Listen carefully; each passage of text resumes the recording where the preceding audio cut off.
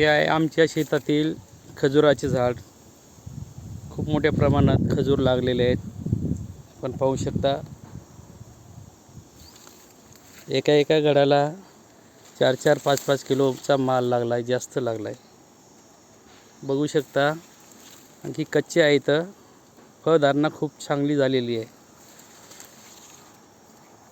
असे प्रायोगिक तत्वावर 10 झाडं लावलेले इथं. छान रिझल्ट आहे याचा, आपण बघू शकताय.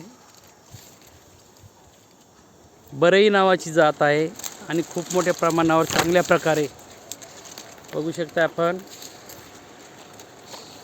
फळधारणा झालेली आहे. याला जवळपास आणखी 1 ते 1.5 महिना लागेल पीक काढणीसाठी.